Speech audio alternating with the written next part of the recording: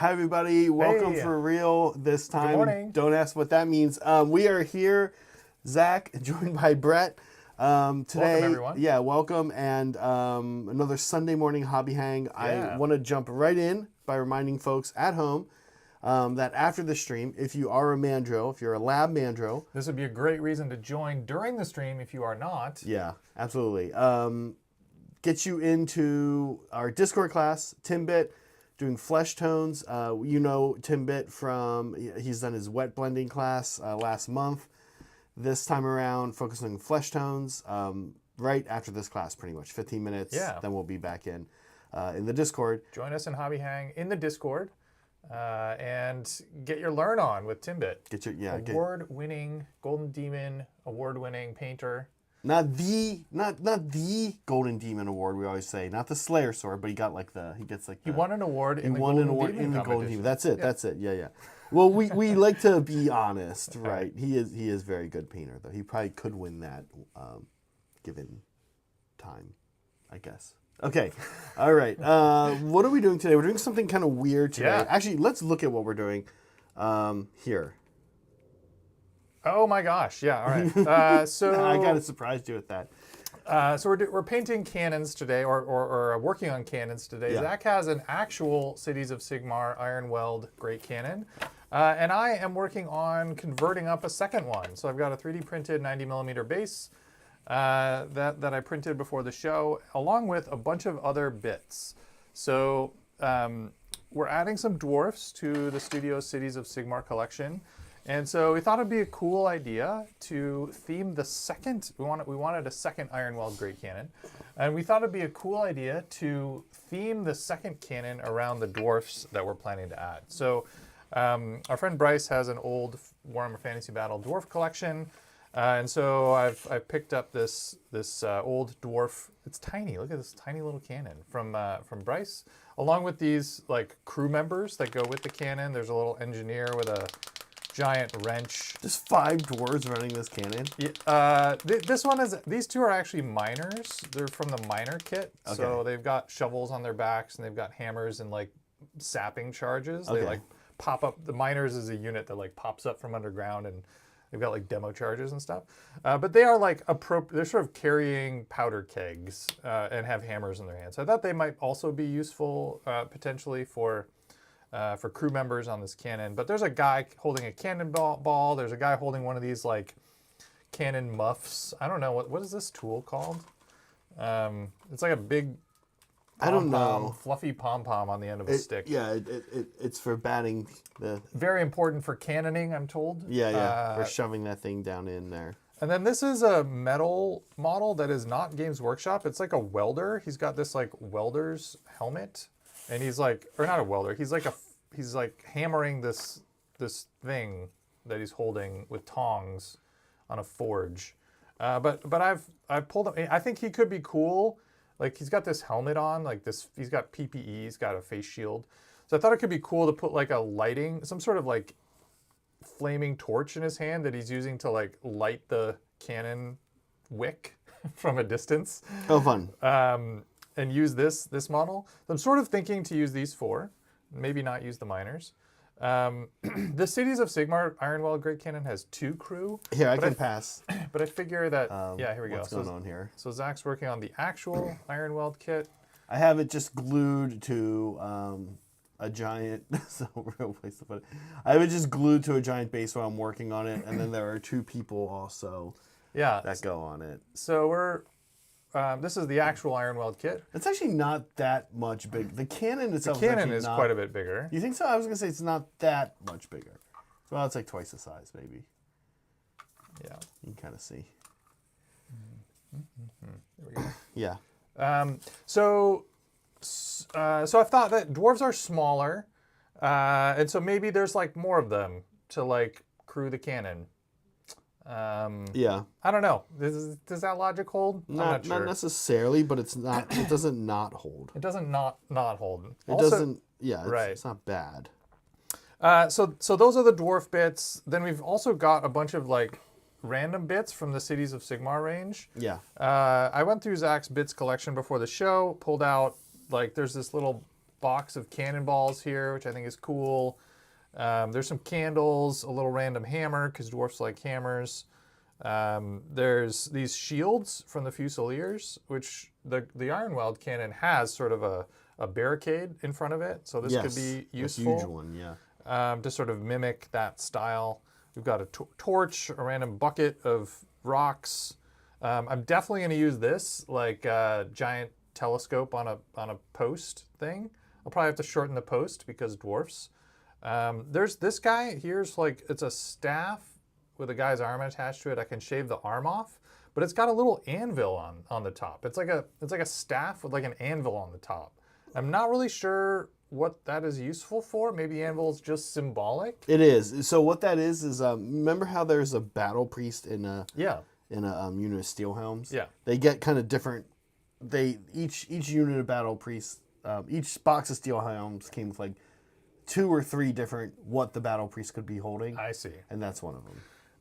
But I think that for a dwarf, like dwarfs have anvils everywhere. And like, I've got guys here with hammers. So like, maybe there's somebody like hammering something out of metal. Like he's building the barricade that they're setting up in front of the cannon or something like that. Like there's rebuilding it because it took some damage. Because it took some damage, yeah.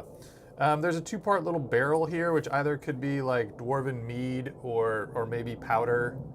And then, so I think there's just like, and there's birds. There's 2 little crows here, which are not actually that little. They're quite large. You know, a third the size of a dwarf. Speaking of quite large, there's like a humongous there's an airplane flying military plane going by us right now, I think, So anyway, I've got a bunch of awesome little bits here. This is going to be, I'm going to be working on kind of converting up a fun little mini diorama for our second Ironweld Great Cannon, while Zach's working on painting the first. Oh, and the last bit I'm excited about, this is the old Imperial Guard heavy weapons team sprue. And it has this sandbag on it that's got a knife stuck in it. So maybe the knife's not super relevant. I mean, why not? That's like... It's not fantasy. Yeah. And there's a shovel. So I thought I could use those bits from this Imperial Guard heavy weapons team sprue. Have a couple sandbags, have a couple of these shields here, and we'll build a little diorama. Oh, and I've also even got some little popsicle sticks, coffee stirrers, that we used to make our train cars for the train on the street. Yeah. But these could be cool to build again some like DIY barricades, basically. We actually have a huge thing of popsicle sticks. They are have sort of become an essential hobby thing that we stock here in the studio. We have like 3 different sizes, and we use them a lot. Sometimes you use them as a tool. Sometimes you use them as a modeling. Yeah, as a modeling component. It's kind of funny. But yes, so meanwhile, I'm building the cannon. Brett, can I show one more thing about the cannon? And I think you're going to appreciate this. I'm actually very excited to talk about this. I did some cannon research. Yep. Let's take a look at your cannon, and we're going to have it side by side with my cannon. So let's, because I'm going to show you, or maybe we can show yours first and then show mine. I want to show you kind of a fun way of how they work. So your guy had the cannon Q-tip, which means that this guy right here, right? Yep. He is, they load the cannonball in the front of the cannon. Okay, they load the cannonball in the front of the cannon, and then this dwarf goes into the front and packs it down. Yep. I think there's actually a couple instances of packing. I think you pack the powder. Pack the powder. I don't know. It sort of works like a giant version of a black powder musket. Okay, makes sense. Yeah. Okay, now one of the things I do love about GW, I think it's so cool the way that they often will come up with something that is not the way something used to work in old-timey days, but maybe is in their world, maybe because of magic or something like that. Yeah. So let me show you how this Ironweld cannon works. Okay. Okay, so first, you have to take a look, and I know it's kind of dark, but at this piece right here. Okay, this piece right here is what this guy's doing, and it's why he looks like he's like taking a break right now. You can see he's drinking a jug of water. And I posed him that way. That's one way you can pose him. He's posed that way on the GW image for the cannon as well. Yeah. His helmet's off. He's taking a drink of water. He's swig. taking a break. Is it water? Is it Hopefully, water? hopefully. Maybe it is Maybe booze. it's not. Because his part of the job is done. And what is his part of the job? His part of the job was to pack this thing. I'm going to use a stick for a pointer. Was to pack this thing with a shell, which he has done. Oh, yeah, okay. So what is that thing? Okay, well, it goes here, and the way that the Ironweld cannon works... Oh, there's a little crane. There's a mini crane. And, my gosh.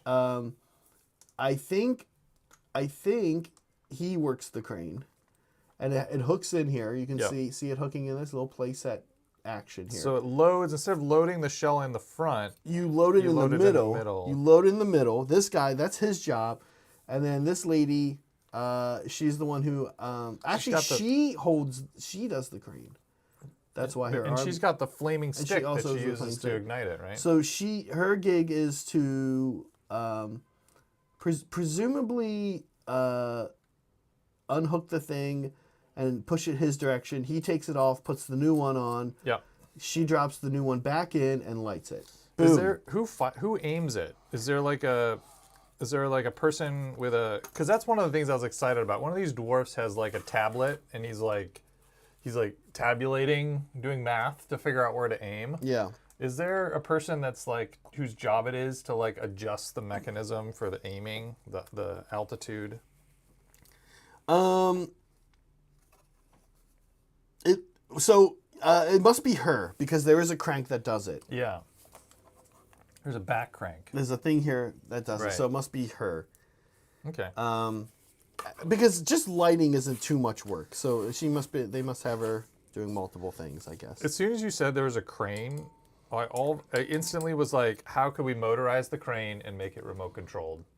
Is there a But way it that we doesn't could- really do anything. No, I know, but just like, wouldn't it be cool if the crane could like move back and forth between? Like, I don't know. That seems neat. It does seem sort of neat. So we'll mostly watch what Brett's up to here today. Man, I gotta say, I have this issue with. Recently, I've been trying to be much more good about what brush I use for metallics, Oh yeah. knowing that it's gonna get beat up a bit. Was that a thing? Yeah, Metallics are like rougher on brushes. It is, yeah. We've so I used some very good not Winsor Newtons, Artist Opus brushes on my whole Cities of Sigmar army. Yeah. And then Meg and I didn't know this, actually. We didn't, like you were saying, is that a thing? We didn't really know it. And then, also, like, you and I are sometimes suspicious when people are like, oh, this is going to happen. You have to do it this way or else. Yeah. Is that true? But I will say, Brett, yeah, so I used, exactly, 2 different brushes to get all the metal all over all my city, steel, the Fusiliers. The steel helms, yeah. The steel helms. And they were pretty fried by the end. They've become back end. Interesting, They've become okay. second tier. Honestly, I think one of them we even turned into a dry brush. It's just you can't over time. I think if you just pick up a nice brush and do one thing real quick and then clean it, you're fine. You know what I mean? Yeah. But over time, the little metal pieces are just gonna get down into the furrows of the brush, and they kind of splayed it out. Meg was like, "What happened? How?" She was looking at these, and I was like, "I don't know." And I was like, I was careful with them. I was cleaning them. Blah blah blah. And then, I forget who brought it up. Someone brought up that oh yeah, if you use a ton of if you kind of do a lot of metallic work with a brush, It's done. it'll wreck it. And I was like, oh, that's definitely what happened. I've been using 2 brushes. That's what happened here. I literally used 2 brushes for 3 weeks. Yeah. The same 2 brushes. Painting every day metallics. Yeah, pretty much. So I was like, oh, yeah, I think that's what happened to them. Have you seen Goobertown Hobby's video on metallic paints? No, and I should watch it because I thought it was super interesting. I've been whining a bit about metallic paints recently. He has a really, if you guys in chat haven't seen Goobertown Hobby's video on metallic paints, I would highly recommend it.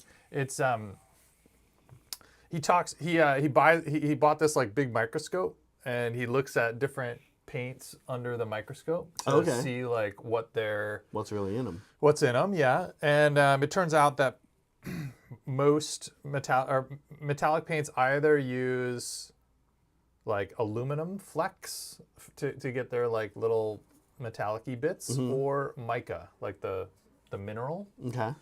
which is also like a reflective, shiny rock.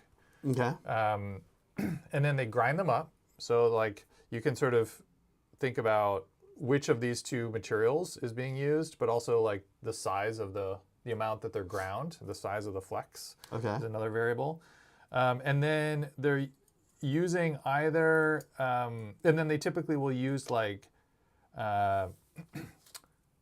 some kind of translucent paint, so to get the color. So Okay. a gold paint is like a translucent yellow acrylic with these like little reflective-y flecks added in. A copper paint would be like have some red in it, you know. So it's interesting, and it has me, you know, like kind of nodding my head when you're talking about how paints could, metallic paint could damage a brush, because it's got like little shavings of It's aluminum got crap. metal, It's got physical metal in it, Yeah, or like yeah, yeah. sharp rocks, you know. Right. It's not just a smooth, even acrylic paint. People talk about the pigments being rough or abrasive, but I have to imagine this is like next level abrasive. Right. Right. Okay. Well, I have a question. So, I definitely should check out that video. We like Brent. Brent. And Goobertown Hobbies. He does great stuff. He's a great video maker. And my question is, what's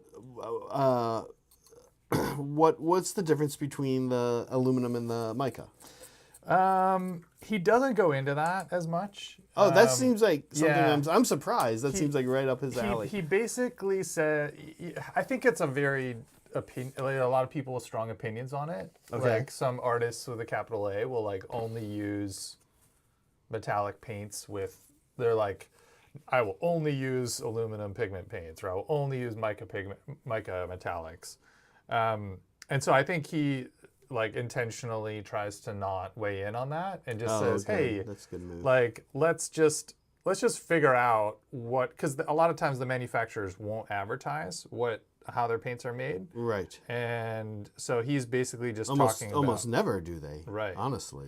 so he likes getting into like, oh, what like minerals are used to make the pigments for this paint, and what metallic elements are used. So that's more the focus of his video. Got He it. tries not, I think he intentionally, I was also left sort of wishing he would tell me how to feel about aluminum versus mica. But like you said, because I don't have an opinion on it and I'd like to know, but But like you said, we don't really get that information from the manufacturer. right. Right. I mean, what I know is that this type I'm using right now is like my favorite, is the Vallejo metal color. Yeah. For some reason, it goes amazing on brush and airbrush. Very few paints work that way. To begin with, I think the only other ones I'm like blown away by their ability to be amazing in both a brush and airbrush is the Dual Exo from AK. I also personally like the way Citadel Air goes on a brush, but only under certain circumstances. Usually when I'm doing I'm almost using it as like a glaze. I wouldn't take a primed black model Right. and start painting Citadel Air on it. That would look like a mess. It's a recipe for pain. Yeah, it'll look ugly and stupid, and yeah. So under the right application, it's good. But man, the Vallejo metal color and the Dual Exo, those things just like go straight in an airbrush or a brush. It's kind of wild. So yeah, I should check that video out. Oh, Rudy says that the Cannons. Q-tip is about Warhammer. cleaning it so that it doesn't ignite the next powder charge. It makes a lot of sense. Okay. Oh, and that must be why these guys don't need one. Yeah, because they've got a whole separate. I guess he cleans it out real quick or something. Well, and then explosive bits all contained in a shell. Oh, it's also in the All the shell. powder Oh, in right, the shell. right. And, so actually, we have a segment centered on cannons. You want to talk cannons? Should we talk Yeah. some cannons? You guys ready to go deep? Yeah, you ready to go deep? I deep researched lore? cannons last night, folks. Okay, here's what we want to do for today's segment. We wanted to talk about some famous cannons, Okay. and then S tier rank the cannons. Yep. Okay. You guys These ready historical cannons. hot takes on cannon rankings? I really like the idea of us like taking something that's been important to people in the past, or something like nature, and then just S tier ranking it. Yeah. And giving it like bad rankings. Okay. By the way, Soups, thank you as always for your support. Thank you for gifting a membership to Just Jupiter. Oh my gosh. We know him. He's Just Jupiter is in Recently back Boise Cup. From Boise, yeah. Yeah. Okay, here we go. Let's chat cannons. So today we're going to discuss some cannons. Now we're going to start off right away with what might be the biggest cannon ever. So first of all, there's a few different types of cannons, just so everybody knows if you didn't know that. This is called a stone. This is a stone ball cannon. These are sometimes also called bombards. And you can see that what it should have shot is sitting right in front of it there. Yeah. This is what I'm building today. This is pretty much, the dwarves appear to have a stone ball style cannon. It shoots a single shot. This is actually not what the Cities of Sigmar cannon is. It is, the Cities of Sigmar one is a called... breach load or something? It's called Iron Balls and Shot style cannon. Oh, okay. It can shoot a metal ball, or it can Right. shoot kind of like a something that breaks apart in like a shotgun type Yeah, thing. yeah. Okay, so this cannon right here is called the Tsar cannon. It was built in 1586 in Russia, as you can probably tell from its name, and maybe some of its Tsar imagery. cannons, Tsar. Tsar. Okay. Or CZAR later to Czar. become, right? Yeah, okay. Is a stone ball cannon. Is the largest stone ball cannon in the Wow. world. Look at those people. Those cannonballs are like 4-foot diameter. It was never fired in war. 1.5 meters for all of you Right. EU folks. Never fired in war, Brett. But it does have evidence of being fired at least once Okay. in the inside of its barrel. Oh, interesting. Which is not too much of a surprise. A lot of these, that's going to be kind of a common theme with some of these very cool looking, awesome cannons. You end up finding out that they're like a set. Like this was when cannons start becoming a thing, and this was like in the 14, 15, 1600s. When cannons start becoming a thing, oftentimes they are just a ceremonial thing. Right. Yep. Or in many cases. Okay. All right. Next, we have this guy. This is called the Pumhart von Stier. Whoa. This is actually the oldest cannon that we have in this. Something like an Ogre would carry. Yeah. And so that is where these come from. Ogres? No. But the style of something you actually can hold. Right. It goes back to like to China. They're called like hand cannons. Yeah. And it's not too dissimilar from a Fusilier, honestly. Some of them are held like you see lead belchers. Yep. And some of them are on sticks, like a Fusilier, and they're like a little smaller. Okay, so this thing, early 1400s, and this is the largest caliber. It's actually larger caliber than the Tsar cannon. Oh, nice. Caliber being the size of the bullet. Of the ball. Yeah. So I guess you sat this thing up on something like you see here. You loaded the explosive into it, and then just 2 or 3 or 4 guys just drop the ball in, and then you shot it. Yeah, I think that's pretty crude. Yeah. Yeah, cannons are actually often quite crude. It's pretty wild. But can you imagine in a world where like no guns exist, like even having a crude cannon is still pretty strong, you know? Better than no cannon. I would say yes. And another kind of big component about them is that they were very demoralizing potentially. Oh, right. Very scary, right? Because this was an era where people kind of still lined up, right, for battle, and then you would just shoot this into the line and be like, oh god, there goes like 100 dudes, right? Right. Okay. Yeah, I feel like in a world where you're just fighting in like a swirling melee, like cannons are not useful because like they shoot once every like 3 minutes. Depending on the cannon, but that is actually about the rate of a lot of these, was once every like 3 to 5 minutes. But if you're fighting a battle where you're lined up, like So these are very good against specific styles of combat. We'll look at some cannons here that are good and kind of what you're describing as well. Okay. A little bit better. Okay, this is the Zazama gun. This is, this is Duardin-themed from India.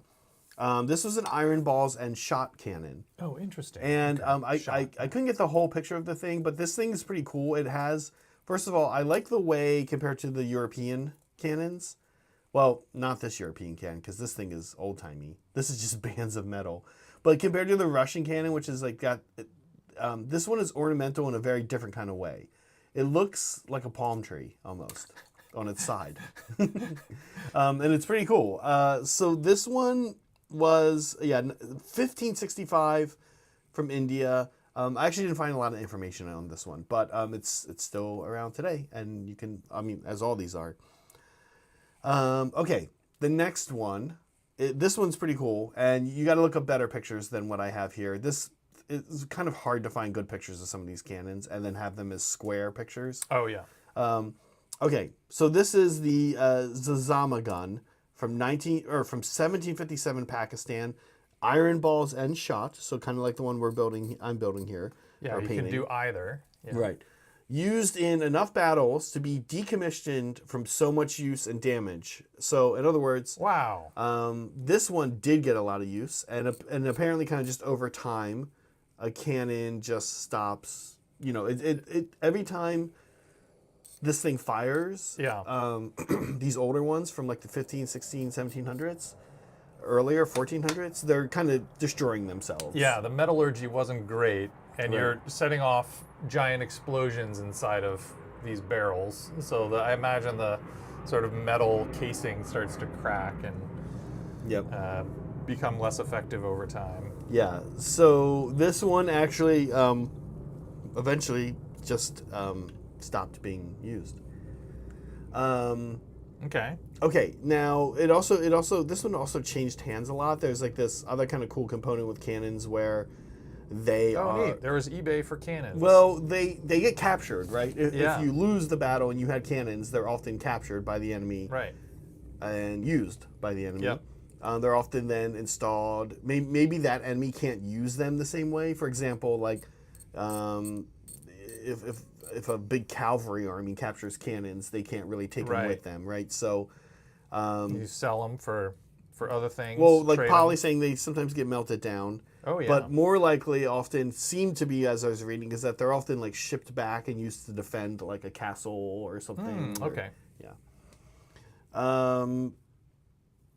The one thing cannons that were very good at, if you could capture them, was putting them on a castle that was on water that might get attacked by boats. Oh, Because yeah. cannons are very good against boats, basically. Right. Same thing, again, like we were saying, you couldn't really reliably put a cannon on a castle and like shoot infantry sieging you too well. Maybe you could shoot the siege weapons, but like yeah. I guess like where they aim often was like they could only hit like they couldn't hit things close to the castle. Right. They had to hit things far away, so like the water was a good candidate for that. Okay. This one is kind of funny. This is called I figured I'd include this one because it's its like nickname is Meg. So this was Mons Meg from Scotland, built in 1449. It's a stone ball cannon, as you can see there, and it was used to defend a castle. Pretty much always a castle cannon. Still around today. Old-timey looking, not Yeah. particularly ornate. On wheels. On wheels. Which is good for castles and boats. Yeah, and you can see the balls there that... Man, cannons Like on you boats feed. feels like very strong, but also like you're just asking for a problem. A fire in the powder keg or something. Yeah, and I mean, that is like probably a thing that happened a lot, right? Yeah, I bet. Okay. Okay, next is... Oh, okay, so this one's great. This one's interesting. This is the first cannon we're looking at that was not a single cannon. All the other cannons are a very specific one-off cannon. Yeah. This cannon is called the Napoleon 12-pounder. It was in production from 1857 to 1864 in the U.S. Yeah. It was a mass-produced cannon. And this Oh, is wow. the cannon that was this was like the big Civil War cannon. Civil War cannon. And as you okay. can see, this is how it was set up. And like pretty much one adult can move this onto a battlefield. Right. You can aim it pretty easily, up, down, left, right. Yep. You just pull it one way or the other. Yep. The wheels Giant rotate. wheels. Yeah. It hinges up and down. I think 2 people manned it and could shoot 1 a minute. That's pretty fast. That is amazing. Wow. super This feels like we're now getting into the realm of actually useful. Yeah, so Yeah. after this, and I was telling you this beforehand, what made me draw the line on cannons is after this cannon, we start to get into the late 1800s. Yeah. And then the early 1900s where things really turned into artillery, Right. guns. Either they got a lot bigger or they got a lot smaller. Right. Handheld guns or artillery. Yeah. Right. I mean, the Civil War was considered like people always joke about Americans and guns, but the Civil War was part of the reason of that. Like the Civil War is when the first repeating shot gun started seeing service. Yeah. Right? Like Guns were such an important part of that. you loaded conflict. a clip into a gun and could shoot 12 shots. The Union had that gun, and it was like a big thing. Oh, really? Yeah, they gave them to guess I like did not realize. They gave them at first to snipers, but yeah, it was like the first style of gun where you like put 12 shots into a gun Yeah. and could shoot 12 times. And I then didn't see reload. that in the Patriot. I don't know. The Patriots, not the Civil War. No, It's that's right. Oh, you're right. That's quite a bit later. right. So the ranking file people and Confederates didn't have one, but are using the still loading the thing. Yeah, yeah. But you can imagine how powerful that of Yeah. an advantage that Oh, became yeah, for the totally. Union, right? Okay, so and like I said, this gun also another kind of benchmark of the lever action. Not, Ty says I don't know my gun stuff, but I know that it was a lever that you had to pull each time, but still, I think it was 10 or 6 or 12 Still shots. strong compared strong. to having to reload a bullet each time. Yeah. This cannon also kind of another like, hey, here's a big advantage of the Union. The South struggled to make these, but I guess both the North and the South kind of had the patent or had the instructions to make this exact cannon somehow. I don't. It was a pre-war thing, but the South did 2 things.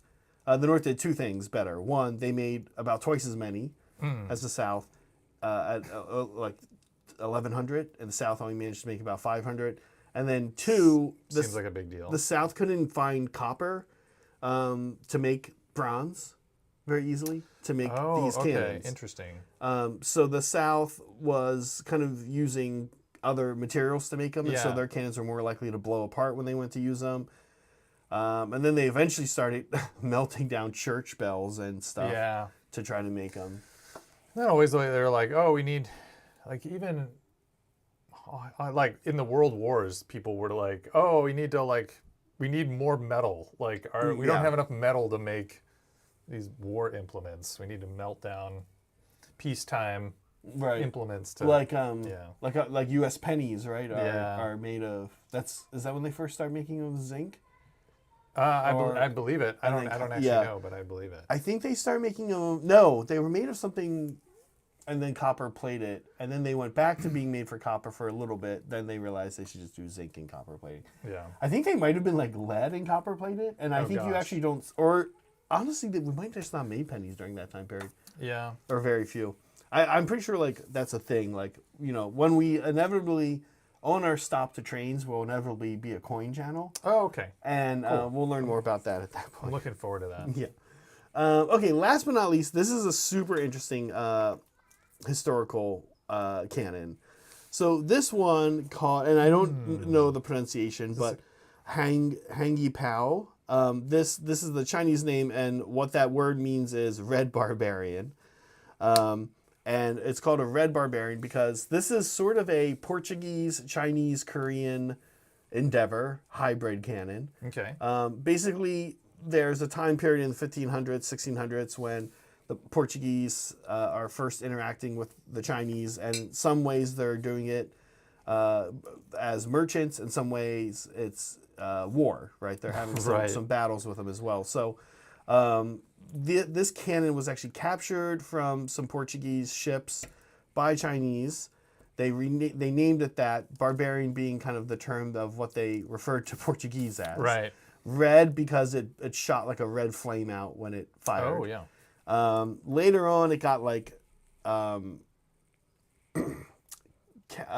later when whatever dynasty that was ruling China at the time fell to I think the Ming dynasty, they found the word barbarian offensive because the previous dynasty also called them barbarians. Right. Because they just called everybody but themselves barbarians. Yep. So they renamed it to something else. Red, I forget what it was called. Soldier or red cape, red cape or something. I forget. Red ass kicker. Right. Yeah. Anyway, it's pretty interesting. I think if you wanted to read about that interesting period in history when the Portuguese and kind of the Dutch are interacting with the Eastern Asia for the first time, Korea and China, those places having their own wars when the Portuguese and the Dutch show up, also fighting each other and introducing their bullshit into this whole mix. This cannon is sort of like front and center in that whole. Just this one specific cannon? No. This design this is another design. And the Chinese actually reverse engineered this cannon to start making their own. Yeah. You can see the kind of swivel thing it's on for aiming. Right. No, that seems really useful. Yeah.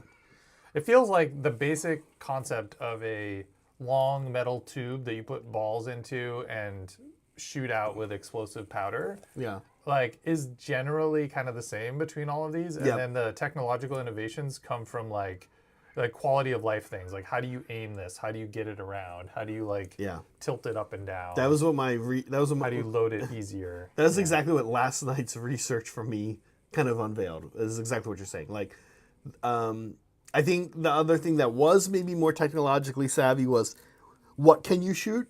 Oh yeah. Out of this thing. And the metallurgy, right? Like you were talking about copper being introduced and bronze. Like before bronze was invented, this was all cast iron and probably not as, things broke, right? Like you said, like they were decommissioned because they wore out. Yeah.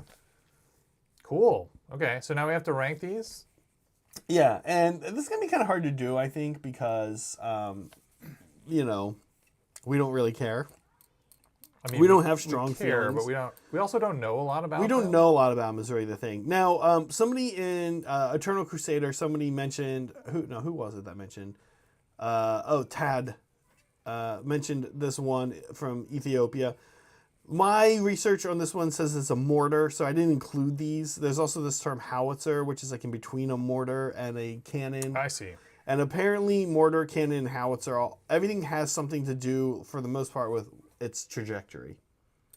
So a cannon faces forward. A mortar has a high trajectory, and a howitzer somewhere in the middle. I see. Okay. So we had to draw a line around. We had to bound the problem somewhat. Right. So mortars are you're shooting over a mountain. Or you're kind of hoping you hit a general area. You're kind of shelling an area. That's kind of a mortar thing.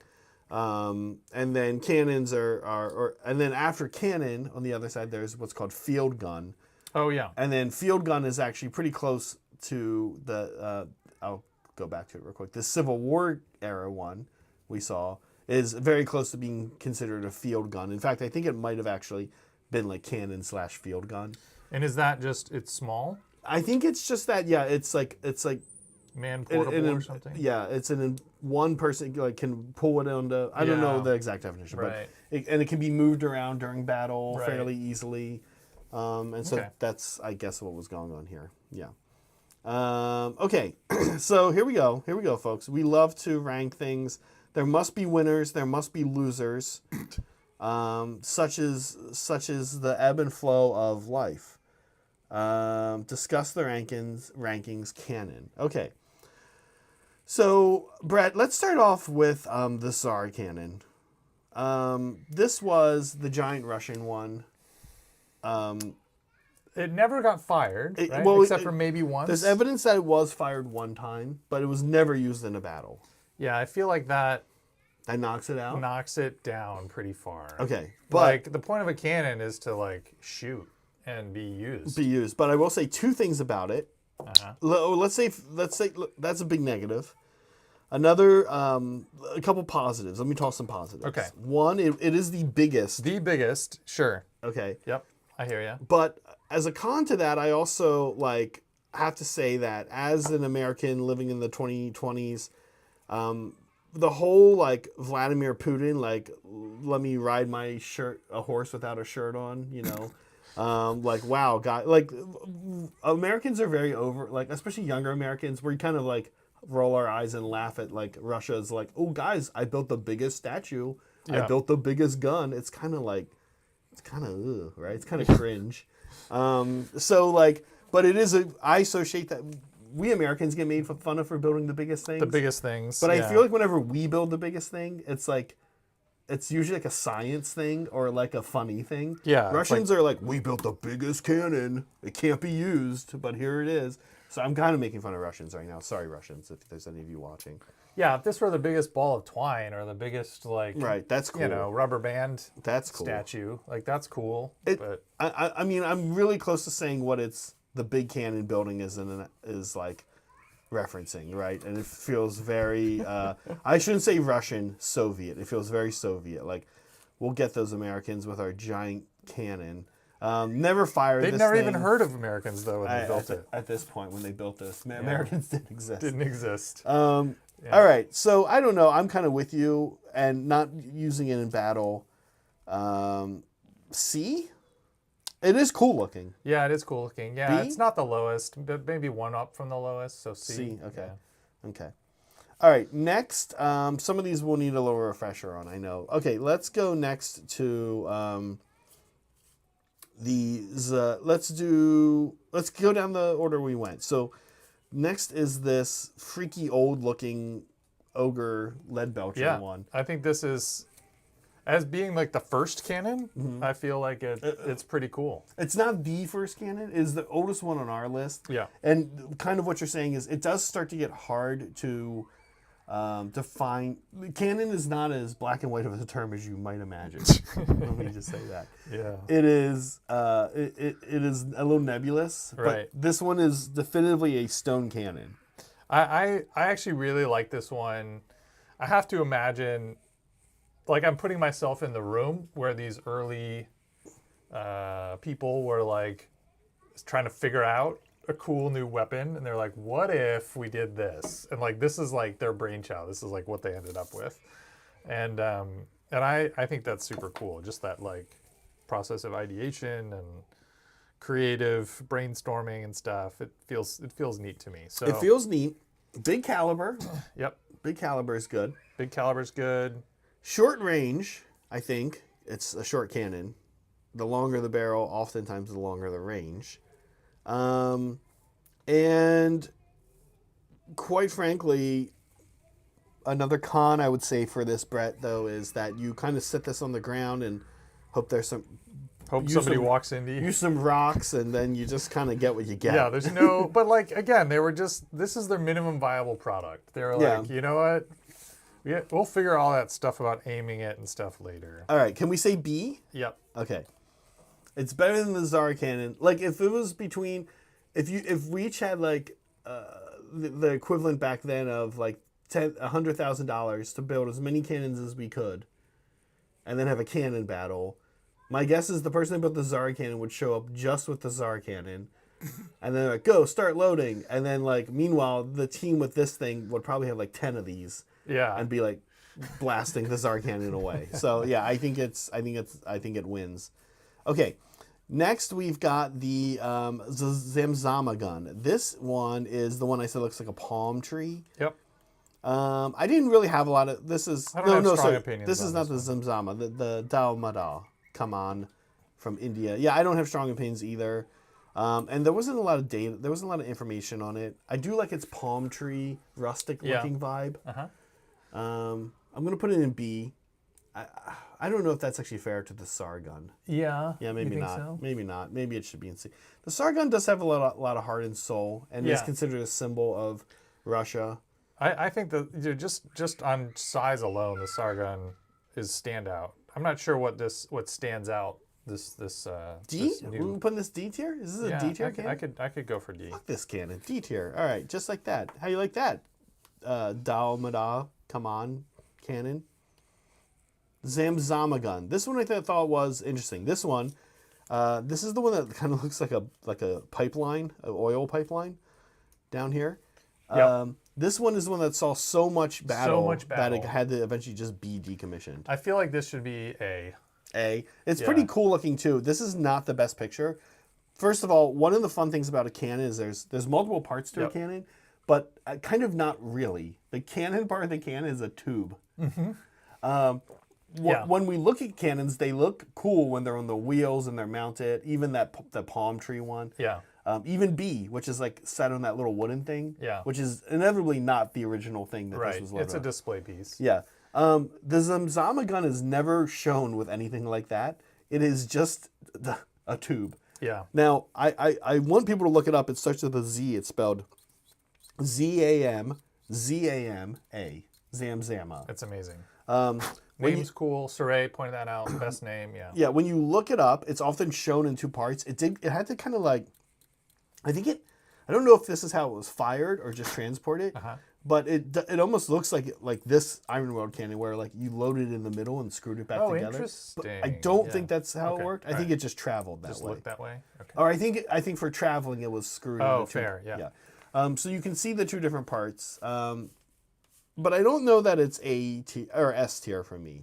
Yeah, it's lacking a lot. There's more modern versions that improved on the design of the cannon. But yeah, honestly, anything that gets used so much that it falls apart had to be, like, they wouldn't have used it if it wasn't awesome. Like, if there was a better version of this in the day, or if it, like, didn't work, like, they would have just been like, oh, we'll use bows and arrows, or oh, we'll use, like, literally anything else. But, like, cannons are big, expensive, clunky. Yeah. And it must have, like, kicked some serious butt if it got used so much. 1757 Pakistan is where it was built. Yep. And it basically went around to a number of different fortresses and forces in Pakistan and India for quite some time. Yeah. Cool. Let me see. Yeah. Oh, there's another one that I had and it didn't make it into the. I don't know what happened to it. It didn't make it into the list. It's called Duardin-themed gun. It's from the Ottoman Empire. Yeah. Just a quick aside. And what was cool about this one, it looked pretty cool. I'm kind of bummed. I don't know. I guess I forgot to load. I load 7 of the 8 of them. What was cool about this one is that it was built in 1464. Okay. Okay. There's no evidence it was used until 1807. Oh, wow. Against the British in the Anglo-Turkish War, like 340 years later. That's kind of insane. That's pretty insane, right? So it was still sort of an effective weapon 340 years later. Can you imagine if 340 years from now, someone was like, I need a USB cable to make my, like, to charge the, like, battery pack in my, whatever, scope on my gun or something. Right. Some piece of military equipment that had to be, like, maintained, or some piece of tech that had to be maintained for 300 years so that you could then, like, all right, now's my time. I'm going to finally get to shoot. It's also really interesting, right? Like that cannon, and it was still effective. And then it's actually, crazy. By the way, I know people like to get really bothered by things that ended up in the British Museum. That thing in a British museum somewhere. So look that one up. It's called Duardin-themed gun. The British captured it from the Ottomans. These wouldn't have been Ottomans in 1807. Yeah, it would have been. Yeah. The British eventually captured it in the Anglo-Turkish War. But it is in the UK. So if you're in the UK, you can see that one. Okay. Yes, very interesting. 304 years, over 340 years later, still used. Neat. Now, by contrast, this next gun is sort of the when you use the same technology for so long. Yep. And then all of a sudden, like, you go through using like floppy disks and then hard disks, which were still floppy on the inside, and then USB thumb drives. Yep. And then all in like the span of the decade. This Napoleon 12-pounder used in the Civil War field gun is kind of in that camp. Yeah. It was like the beginning of the end of like normal cannons. Right. Rapid change of technology. Change. Yeah. How do we feel about this one? I think this was the fact that it was mass produced, I feel pretty good about it. Is this our first S tier cannon? I feel like this gun sort of existing defined an era of war, if that makes sense. Like, Like simply because this gun existed meant that you had to sort of conduct war differently, or you were allowed. It enabled a different sort of way of making war. Yeah, it was big. It has a lot of pros going for it. Let me list some pros, Brett. Yeah. And let me list some cons. You tell me if I'm missing anything. Pro, I would say Brett and I, as both Americans and North Yankee Americans, Yankees. it definitely helped the Union win. The South sucking at manufacturing them was good for us. Although the South kind of sucked at manufacturing everything. And in fact, that's a big part of why the Civil War started, because they kind of sucked at manufacturing and wanted to just use slavery instead. So the cannon helped the Civil War go a particular way. Another big pro, nobody brought this up. Look at that verdigris. Mm-hmm.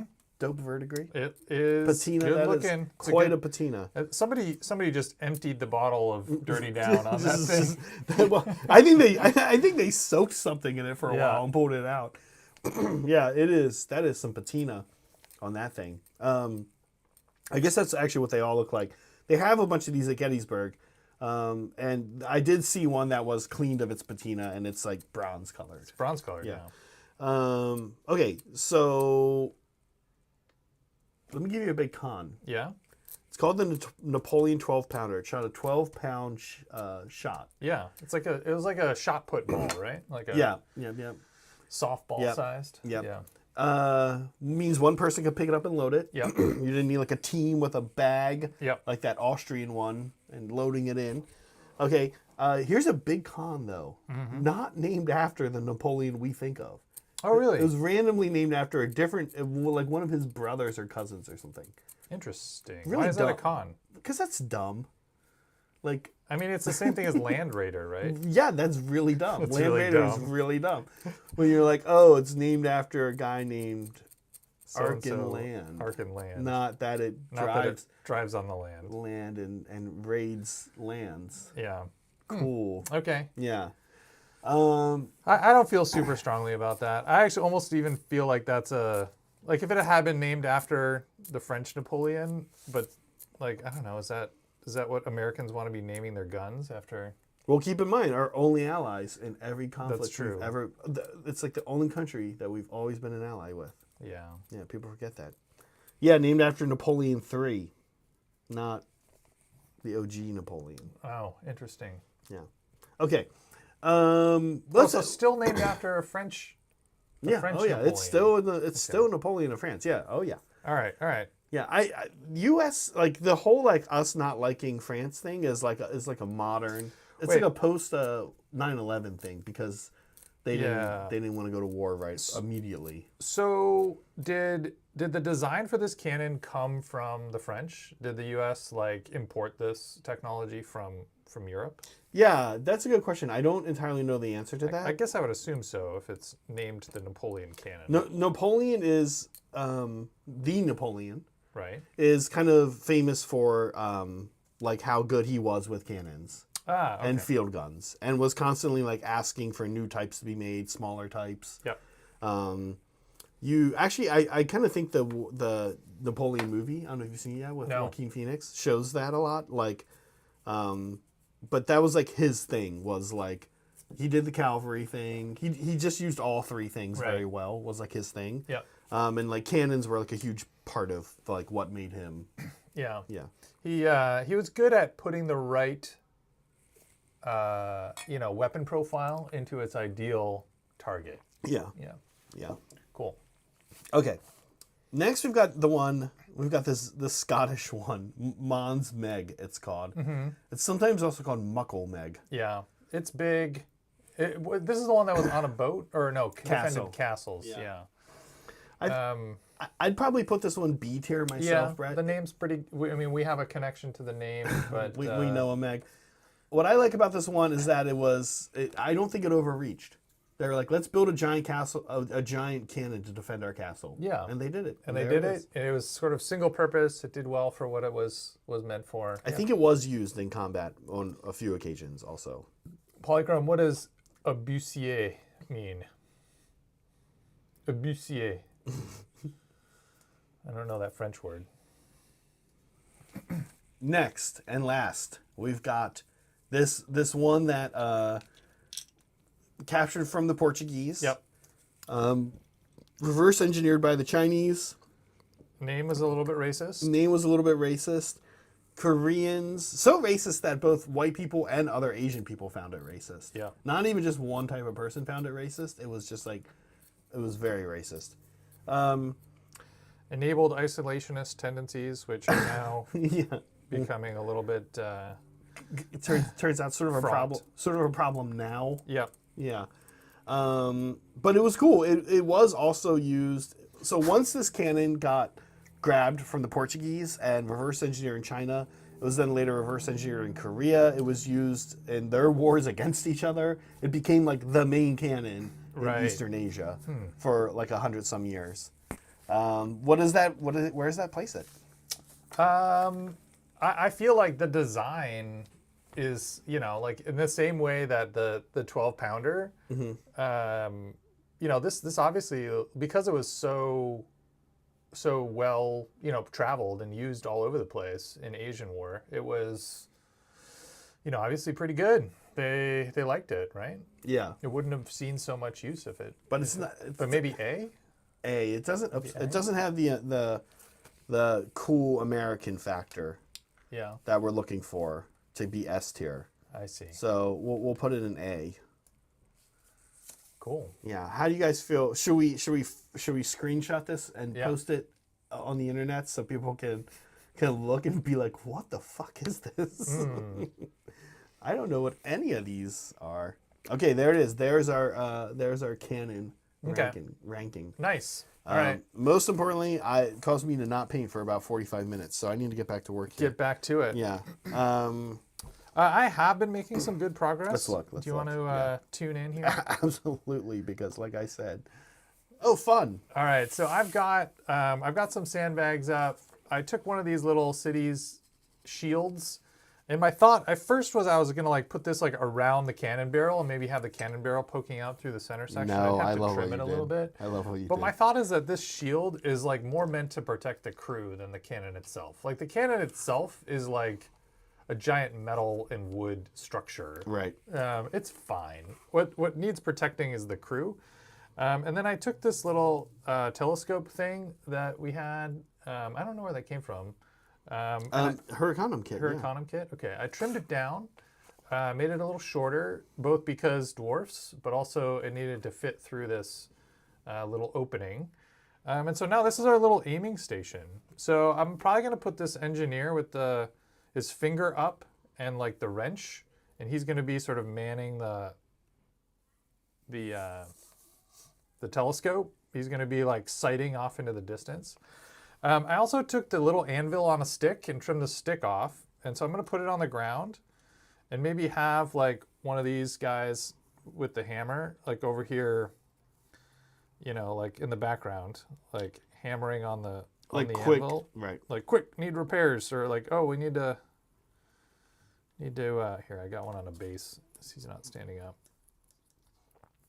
So he's going to be there hammering on an anvil. And then we're gonna probably have the guy with the cannonball. He's like over here getting ready to load the next cannonball. So he's coming around to the front. And the muffer, Q-tipper, he's gonna be back here as well. This will be fun when we play. We can see how the human one does compared to the dwarf one. We can compare. Oh my gosh! They can keep score. They can have a tally. Yeah. And then I think the guy lighting it will be here, kind of doing this. Here's another option, by the way. Do you want... I think I'm going to have 5 dwarfs on this base. There's going to be 2 humans in this. Do we want a dwarf on this A dwarf on there? You could. Yeah, we could do that. How small are they? Can I grab them? Yeah, sure.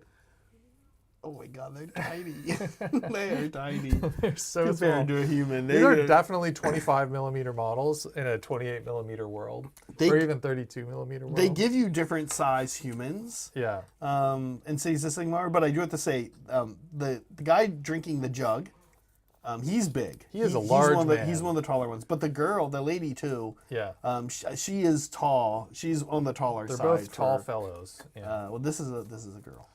Not a fellow. Can girls be fellows? Fellas. not fellows. fellows. Okay. Yeah. All right. I mean, if that's actually not how it works, it should be. Were any of the good fellas female? Oh no. I never saw that movie / show. No, they're all guys, and it's good fellows.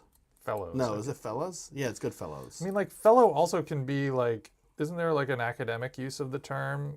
A fellow, yes. A fellow? Yes. Which obviously can be female. Yes. But I think, you know. If you get a fellowship, you are a fellow. Yeah, but maybe we should change that. Well, no, we're trying to go away from words having two different genders, right? No, it's kind of debated, right? Like, is that better or worse? I don't know. For female equality, for gender equality. Like, I still occasionally say things like, "Hey guys," when it's a mixed group of men and women. I think. Yeah. How's it going, guys? Yeah. Like, that is still colloquially acceptable, I think. I don't know. With a question, I raised my voice at the end, so it's turned it into a question. Fellow is gender neutral, but fella isn't. Interesting. Okay. I think we should change it to fellow, F-E-L-L-O, and fella, yeah, F-E-L-L-A, right. for girls and for men and women respectively, and then say fellows and fellas. I see. I'd be fine with that. I think I have another question. This is something I've actually been curious about this for a little while. Okay. I have a little bit of a vested interest in swaying the answer to this, but I like where this is going. What are your thoughts on the use of dude as a gender neutral term?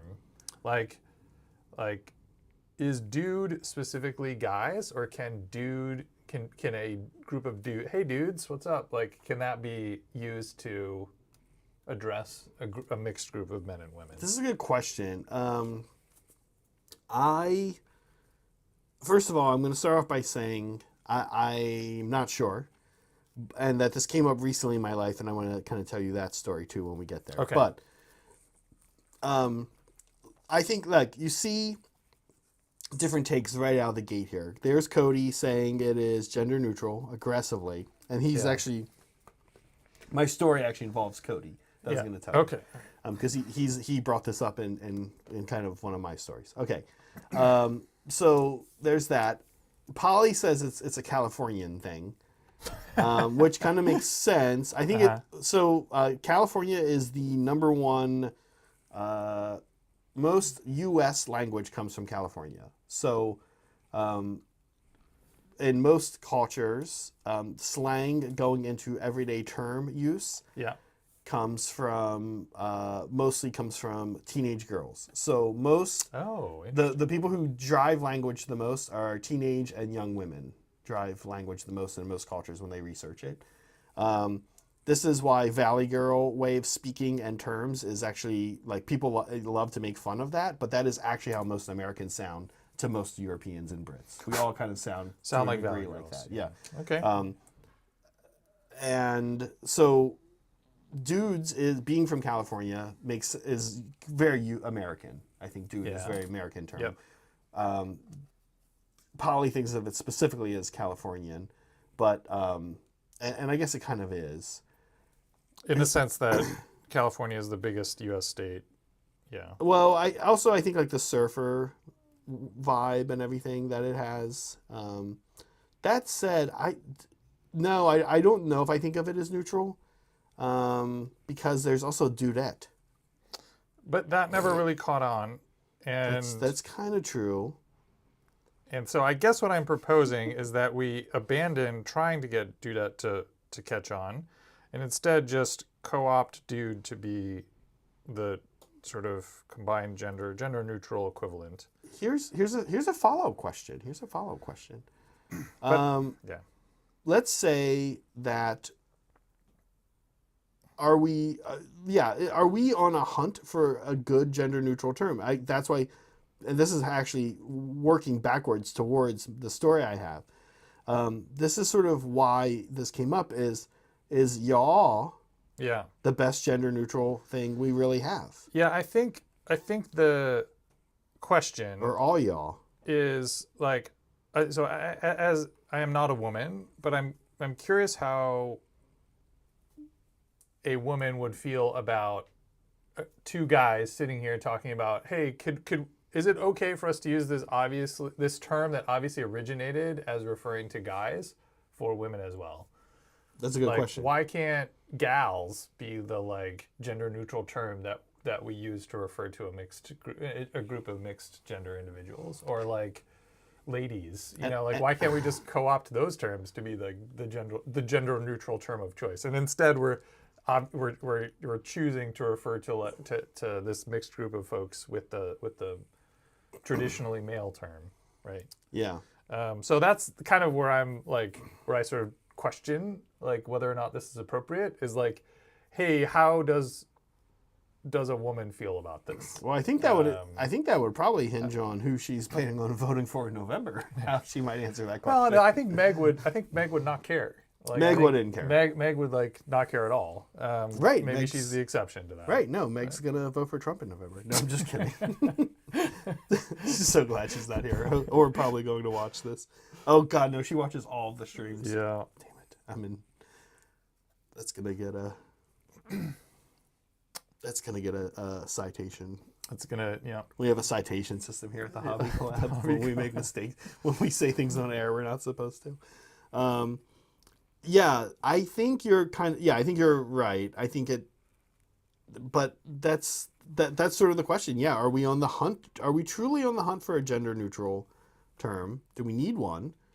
I would propose gender neutral terms are good for people who might not identify with one gender or the other. That would be why I would want one. Yep. But as far as if you solidly are comfortable as a man or a woman, then we don't really need gender neutral terms. We can just say both things, like fellows and fellas. Hey, fellows and fellas. Or ladies and men. Ladies and gentlemen. Ladies and gentlemen.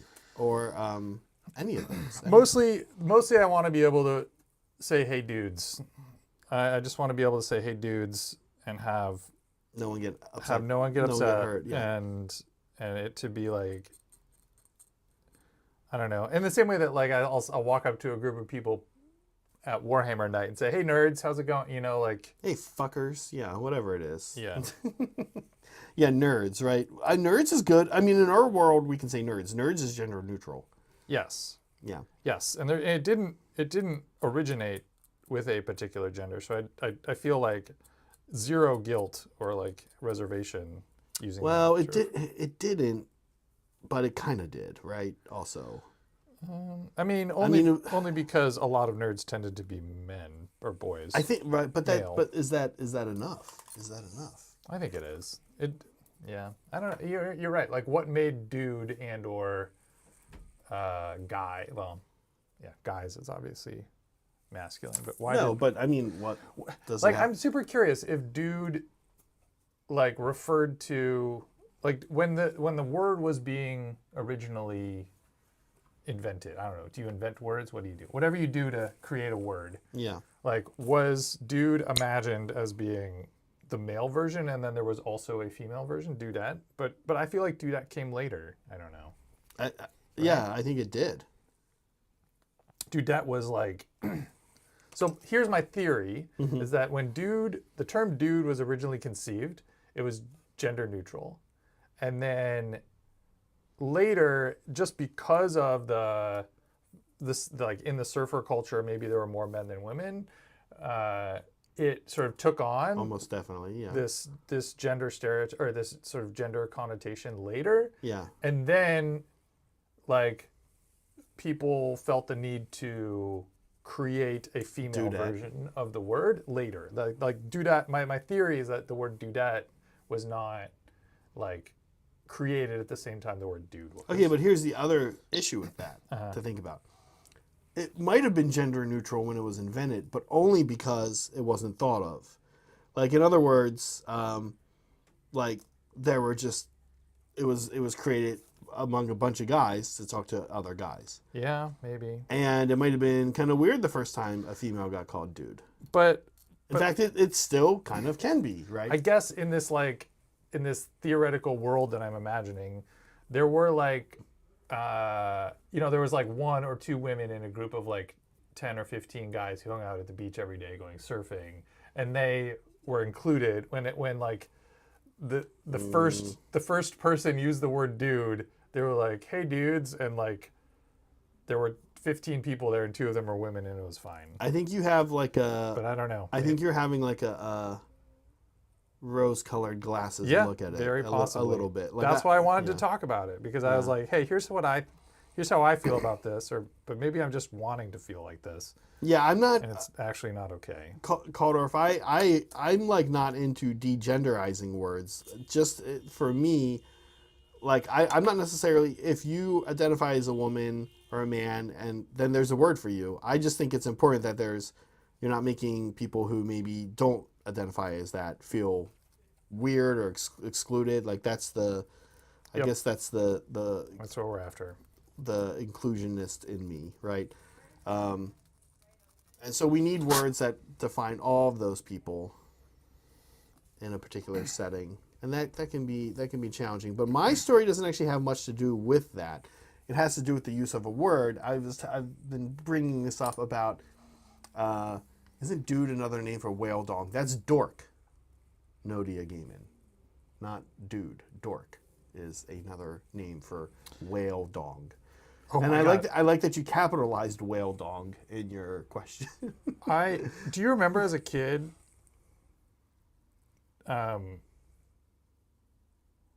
there was dude was a. I'm curious if you had this experience as well. Dude was also, people said dude was another term for a hair on an elephant's butt. Really? No, I never heard that one. And That sounds like something old people make up to try to no, get kids. it was a bully, like a, I don't know. There would be this conversation. Here's how the conversation would go. Somebody would be like, "You're a dude. You're a dude," and you'd be like, it was meant as a compliment, but like the other kid who would like turn it around and be like, "No, you're a hair on an elephant's butt." It was like an insult. And then you'd be like, "No, I was. It's the cool dude." And you'd be like, "No, I wasn't talking about that. I was talking about the butt dude." And so there would then become this like back and forth about whether you were referring to the cool dude use of the term or the butt dude use of the term. And you might get like called in the principal's office over that. Yeah. Which Yeah. version did you mean? What did you mean by that? I just put this bird on this telescope. Look at that. This is this is great. That sounds like a uniquely Southeast Michigan thing, maybe Yeah. that you Okay. went through. Right. Very possible. Sexy, adding sexy. Yeah, I don't know that adding sexy necessarily helps or hurts the situation one way or another, Rudy. I think it's just, it's pleasant, I suppose. It's pleasant with and invokes a degree of informality, but levity as well. What does sexy what? Rudy is saying how he'll add sexy in front of any plural noun. Oh. I see. Sexy nerds. Hello, sexy nerds. Yeah. That's good. It's complimentary, right? Yeah. It can't hurt.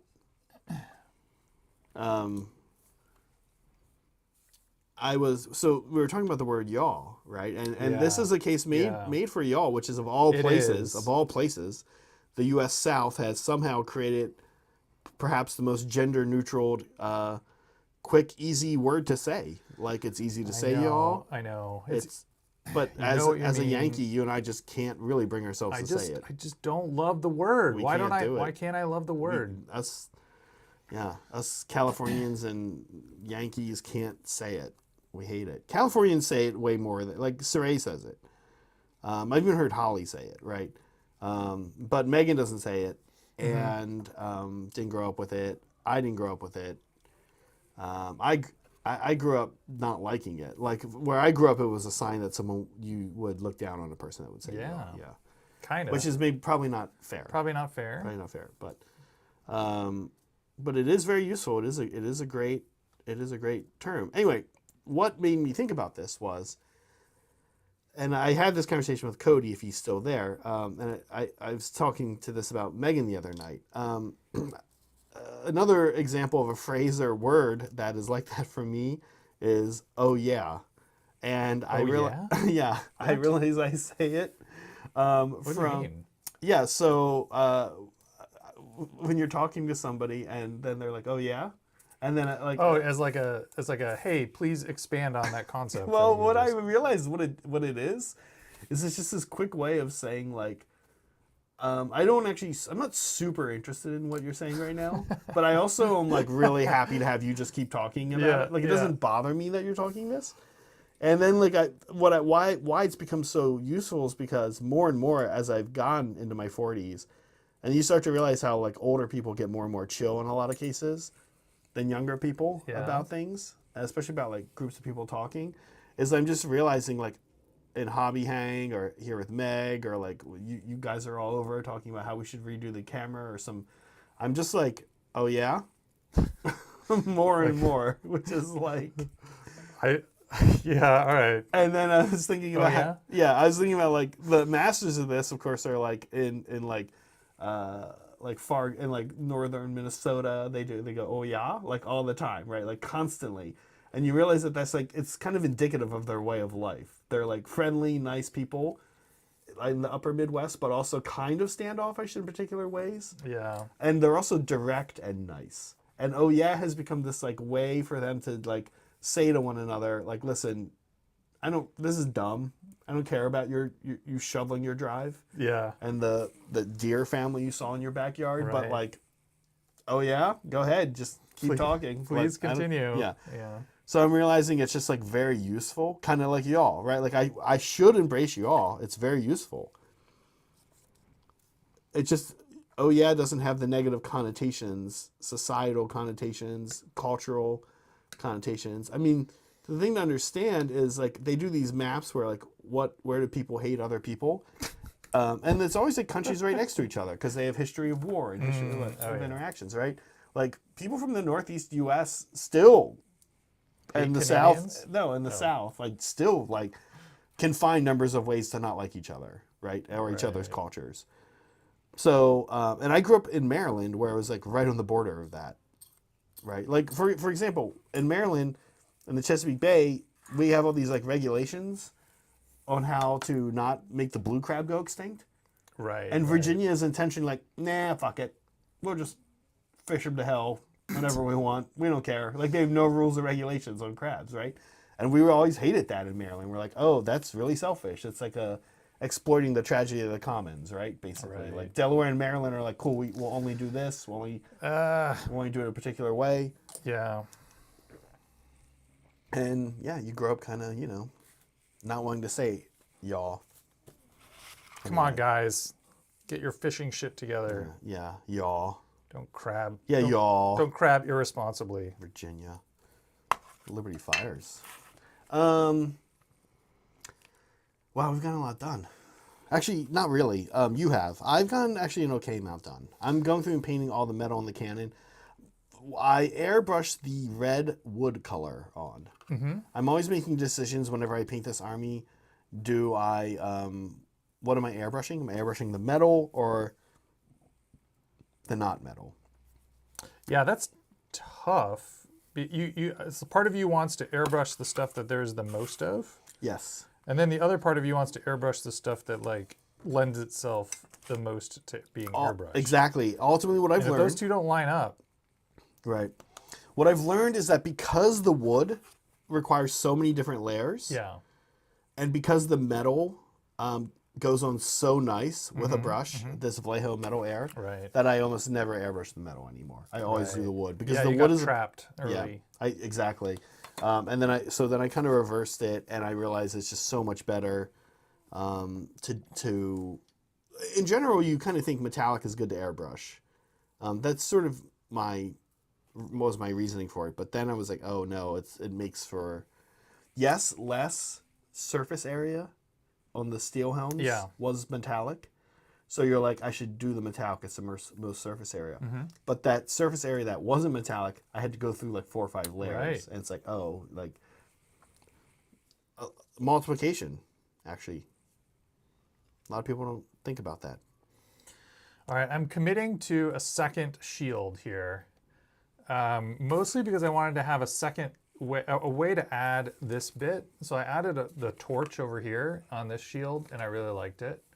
And I wanted to add a second one over here onto this guy. I'm sort of actually thinking I might swap them because this one has a telescope on it.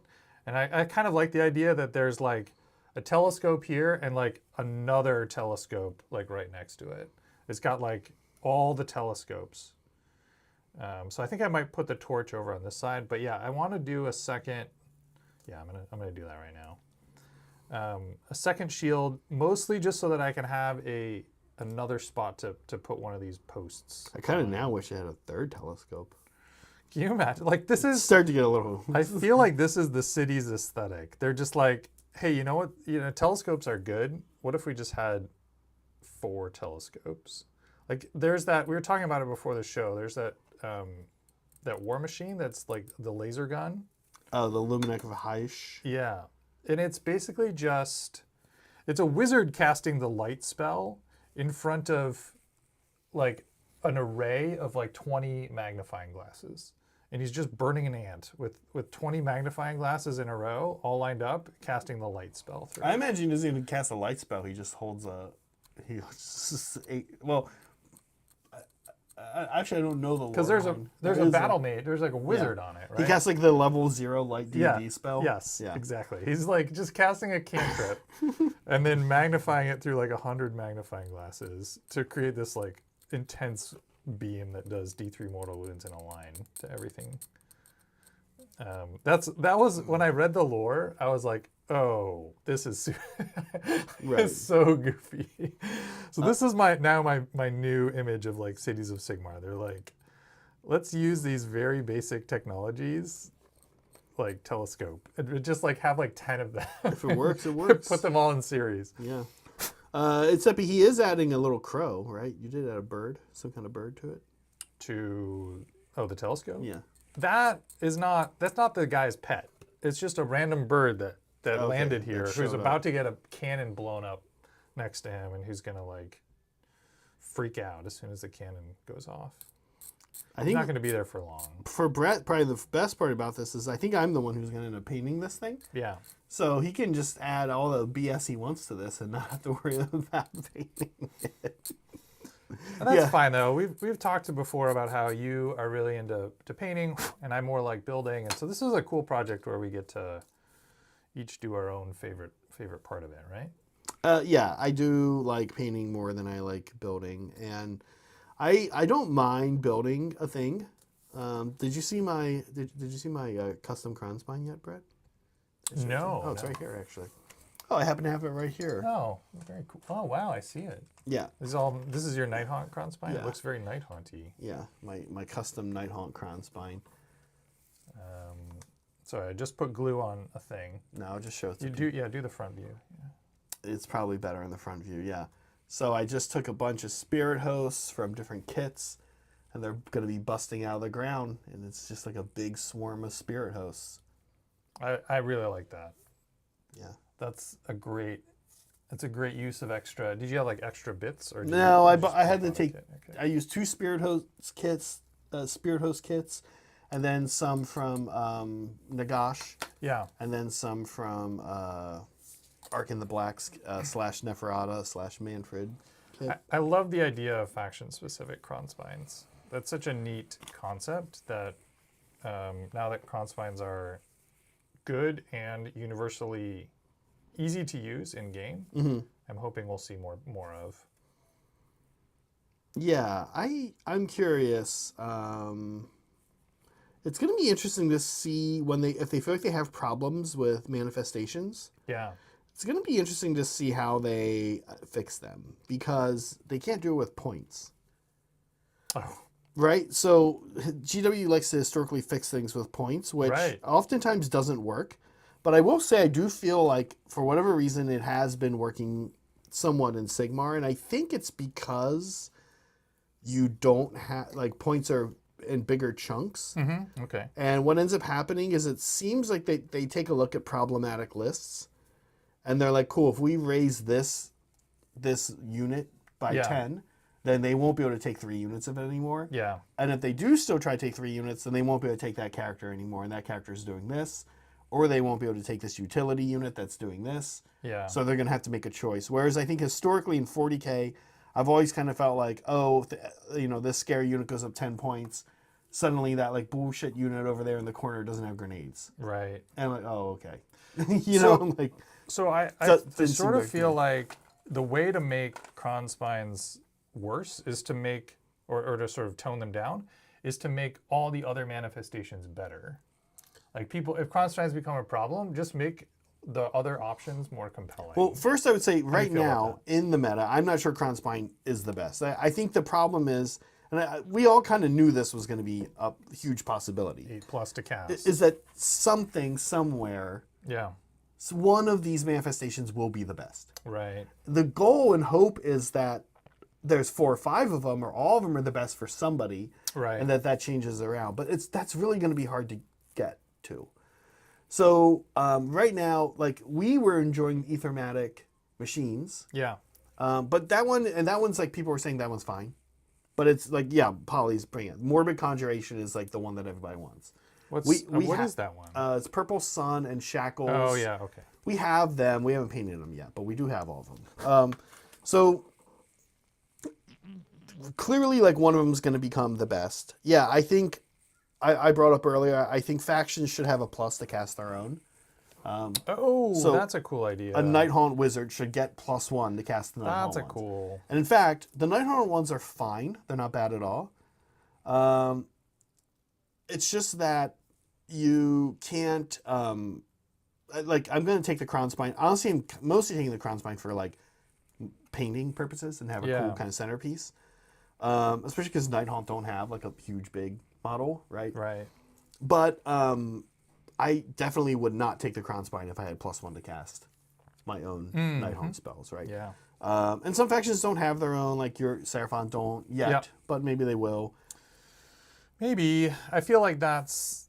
Seraphon also don't really need help casting spells, nor do Soul Blight, but... They don't lack for good spells to cast, I guess. Right. And Seraphon are kind of in a unique position almost, where they have so many ways to get plus to cast to make Cron Spines. The 8+ to cast a Cron Spine, not really a downside. I feel like with a Salon and taking the +1 to cast Asterism, that getting and that now the Place of Power in this season rules. You can start the game with +3 to cast on a Salon. Right. And potentially there's a artifact for a primal magic die. So you can very easily get a Cron Spine off on your opponent's turn 1. You know, like I kind of... That's good because then you can move it during your turn. No, exactly. I kind of like the idea of going, if you have 2 drops as a Seraphon player, making your opponent go first, spending a CP, activating spending a CP in your opponent's hero phase to cast a spell, activating a Place of Power, having +3 to cast, being -1 because you're doing it in your opponent's turn, but then deploying a Cron Spine at the top of turn 1, which you can then move and charge with in the bottom of turn 1. That feels quite strong to me. Spoiler alert, next time I play Seraphon on the stream, I'm definitely going to be doing that. Yeah. No, I think that they're good. I mean, like, but that is, how are they going to balance it? If they decide that the Crown Spine's too good, if they decide Morbid Conjuration is too good, how are they going to fix these? I think the only way they can do it is lowering, raising, messing with casting value. Cost, yeah. Other than that, you get into just changing the War Scrolls. I really don't think that's the right way to do it, though, changing casting value, because then it just means that, oh, this is still really, really strong, really, really good, but only certain armies can ever benefit from it. Like, it doesn't... Now it disproportionately favors Seraphon and Soul Blight. Yeah, if you can get +3 to cast, then this is a great spell for cities, you can get the plus on a battle mage to cast a particular thing. Weirdly, cities battle mages have +1 to cast a spell on their War Scroll, which could be a Cron Spine, for example. And you can there's a sub faction that's army wide +1 to cast. So you can do the same thing with cities that you can do with Salon.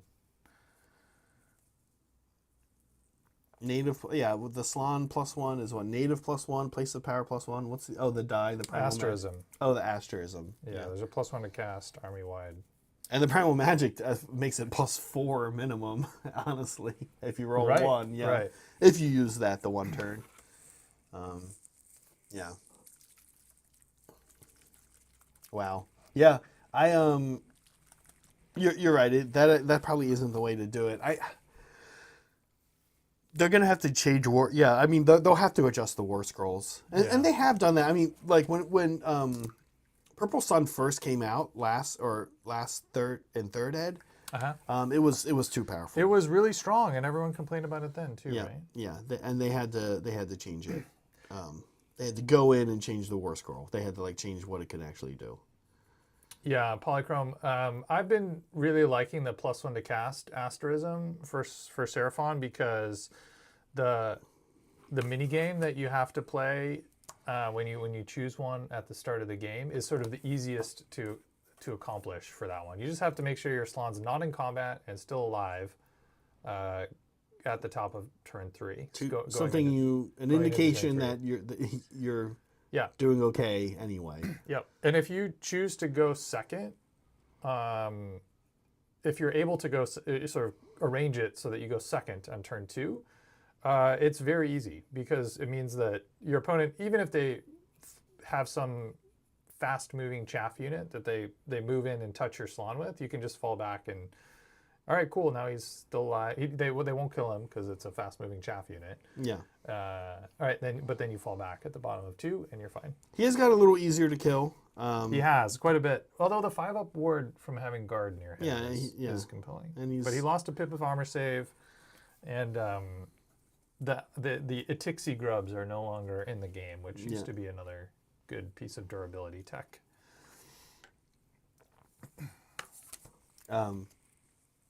But yeah, I think I'm curious. I am curious to see how they balance them if they do. I also am not sure right now that like we're in this very fun, interesting, and now that we have a YouTube channel centered around it, it's even more kind of fun and interesting to watch unfold. Part of the game where everyone's kind of like, I remember. Let me say this. I remember when 10th Ed came out. I did not hear right away about devastating wounds. But I heard about it within a week.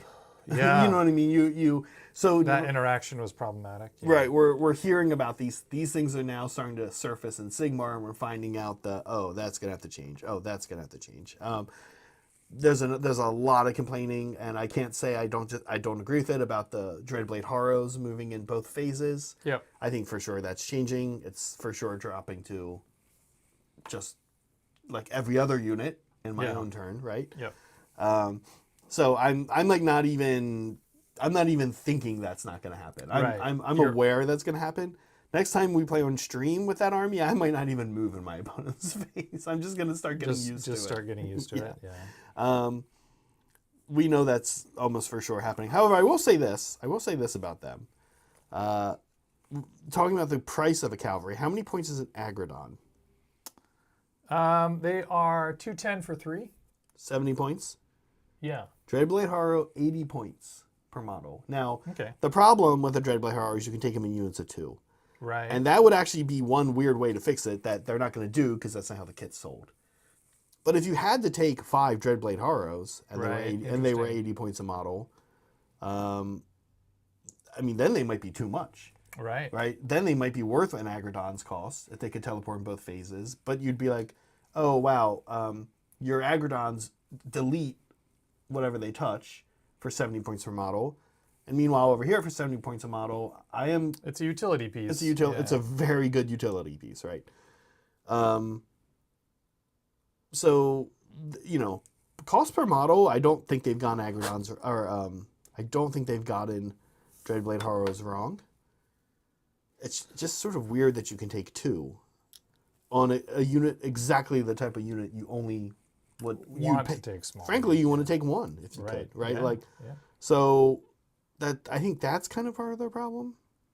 That they're always gonna be in this bizarre position, which I've seen now since I've started playing, where because they're this weird thing that got put out in a starter box, back when they were like starter boxes will have whatever in them. 2 of these guys, okay, why not? 8 of these guys that are now in a unit of 10, why not? Right? They're always going to be this bizarre unit now that gets like weirdly punished for its original packaging and it's a great kit. It looks cool. It does not need an update anytime soon. Yeah. So until like 10, 15 years from now when they're like, let's remake Dreadblade Horrors, and let's put them in a box of 5. Right. They're always going to be funky. So what is their box size currently? 2. 2. Okay. And the last edition, they were a character. You were bought a box of 2 and used 1. Oh my gosh. Right. This edition, they are back in their box size, which makes sense. That is how GW should do it. What do you sell the box? That's what it should be, right? Yeah. They haven't always done that, but they are doing it now with both games. Pretty religiously, it looks like. So they did this weird thing. I just want to bring up another data point on this topic. Yeah. They did this weird thing with pterodons and Yeah. Oh, Ripperdactyls? Ripperdactyls. With the character. Yes. Yes. So I hate this too. I know where you're going with this. There is no. So both pterodons and Ripperdactyls have a character version. Skink Chief on Ripperdactyl. Skink Chief on pterodon. But there's no kit for that. It's just you're meant to just like use one of the models from the box, which I like, and paint it slightly differently. Theoretically good. And or like do a little bit of fun conversion work. Yep. And bam, now you've got a character version of the Skink Chief on Ripperdactyl. Sorry if I may. In some cases with this kit, I don't know if they did it with this kit, they will actually give you a piece or two. Sometimes, like maybe like he has a cool skull helmet or so, like his helmet's different. Yeah, sometimes they'll add a thing. I don't think they did that in this case, but that is a good point.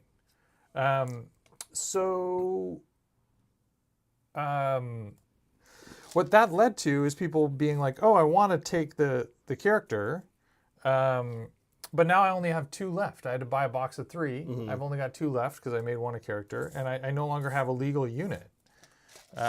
So now they've added into the Seraphon book a way for you to take a unit of 2. And it's just a unit of 2. It's a unit of 2. It's slightly more expensive because they recognize that that there's value there, or maybe it's, I don't remember. Its price per model is different. I don't remember whether it's up or down. Okay. But yeah, they like you're saving on buying 3. Right. Actually, I think it might be cheaper per model because smaller units tend to not take buffs as well. Oh, I see. And pterodons and Ripperdactyls both have good synergies with their characters. Yeah. So you want, in theory, you'd want like big units. And you can't reinforce them. So like if you take the unit of 2, you can't reinforce them to 4. It specifically says this can only be taken if you bring a character, and you can only do it once, and you can't reinforce it. Oh, I do like that they make you have to have taken the character. Yeah. That I really appreciate. I'll be honest. Because otherwise it is good. Like if you can buy cheap little units to go grab Seize the Center in turn 1 and you don't care. And they're like half, they're like 2/3 of the price. I know what you're talking about. That was an amazing way to get themselves in trouble with packaging when they started doing that. Yeah. And honestly, like let's take the Ripperdactyl / pterodactyl. What is it called? Pterodon? Pterodon and Ripperdactyl. Yeah. Let's take their kit for example. It makes 3. There's a kit has 3 models, but you can make 3 of either Ripperdactyls or Pterodons. Right. To truly have fixed this, that all they had to do is this is what they should have done, and it's probably too late now. Although they could have done it. If you're saying that the kit doesn't even differentiate the character, nope. Like what they should do is they should.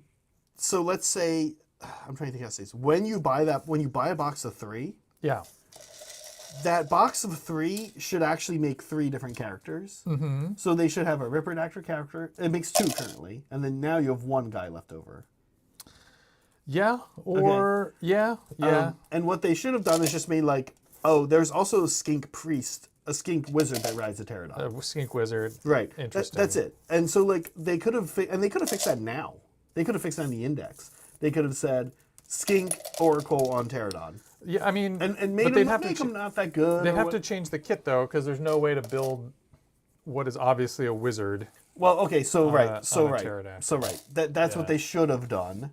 Right. But even what you're saying is I mean maybe not. Like maybe that's okay. Maybe again you paint him different. You paint encourage him to different. paint. They paint like cool bands over his eyes, or they paint his head a different. Like he's got war paint on. Like and GW hates doing that though. They hate being like, hey, here's a generic kit. Paint it to look like a wizard. They want to sell you a wizard. They want to sell. I know, and that is what they should do. But I think that would be good because another place where they do what you're describing, Brett, is crypt flares and crypt ghouls for flesh eater courts. Okay. And same issue. The box builds either 6 flares, 6 ghouls, and then there's a flare character and a ghoul character. Yeah. Right. But what they could do is something like. Actually, this is less. Not any of this because of these units makes less sense than the skink wizard, but yeah, just make a weird one-off third different character. Do they have an option for? They do for a have, smaller they have unit. Yep, they have the same crypt? thing you're talking about. Okay, Yeah. got it. All right, so this seems to be a fairly generic thing that they're leaning into. It's a nice with fix. fourth, yeah. It's I think it's appreciated by everybody, but at the same time, it feels like it could have been avoided. Yeah. Yeah. No, definitely. Hey, we've got 10 minutes left. We need to do fan stuff. Yes. Yeah, let's do some fan stuff. We have good fan stuff today. Cool. We almost always have fan stuff. Yeah. Ready for this? I'm ready. Let's do it. Here we go. Regular segments, fan stuff. We're starting off with Bond and his Demon Prince. Love the colors. Very cool. Yeah, I love the colors. This is definitely a conversion, right? Some fun, different bits. I here. don't think the Demon Look at Prince that has face. that helmet or horn. Yeah, I that think that face. face might be. Yeah, Yeah. this doesn't look stock to me at all. Yeah, I don't know. He does come with a lot of options. I just painted one of these guys. Okay. And he does come with a lot of options, including, I'm pretty sure, that face. I don't know about the horns. Okay. It Yeah. almost looks like an orc face, I guess is why I'm asking. Yeah. Yeah. Cool. Yeah, that's great. The colors are. I like he's got blue and green skin, and then purple armor. Yeah. All right, let's move on to the next Red good sword, fan stuff that yeah. we've got for the day. This is Boris, one of these little. Yay!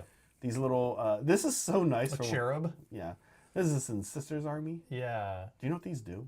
I think they're it's a bomb. tokens. Okay. Yeah, I think they're tokens. But yeah, Boris is starting a sister's army, and they've realized fairly quickly that painting 30 to 50 infantry models with armor plates and cloth is a bit of a slog. And so these cherubs have been a good break for Boris when they need a little bit of a palate cleanser from just classic Sisters Horde. I'm kind of starting to there's something demented about me where I'm starting to kind of enjoy it. After the 40 steel helms, yeah, all the witch elves, all the Harridans, I'm kind of like getting into it. If you use painting as meditation, it's really great to just do like 40, yeah. To have a recipe already figured out and just sit down for an evening of execution and not have to do any thinking. That's it. That's the perfect word for it. Yeah. This is Chef. Speaking of, I want to include it, the cannon. With a cannon, there it is. Cannon, yeah. And this is, by the way, stepping away from Chef's paint job here, this is what some of the original cannons were like. Yep. But not held by ogres.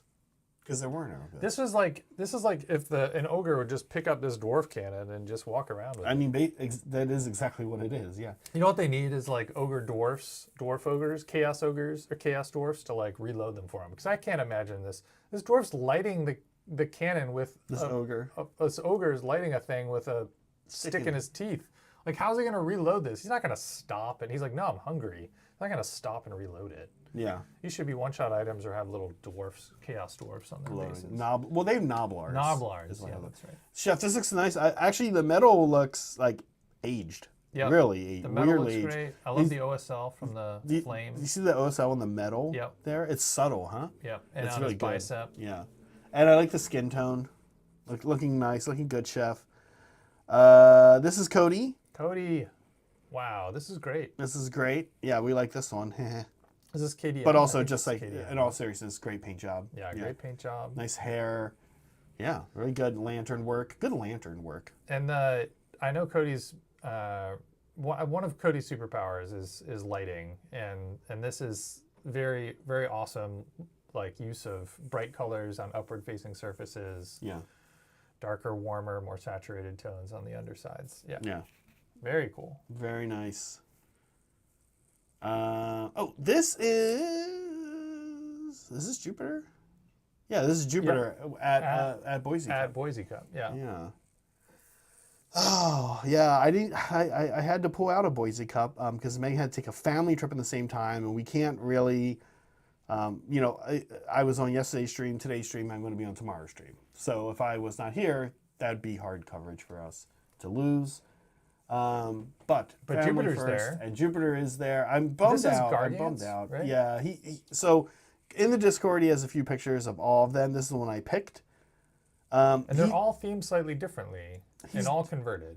And he's converted mostly from the GW kit, which I applaud because people say, oh, you get 4 Gargants and they're all posed the same, and they're right. They're not posed exactly the same, but you can kind of see it. Yeah.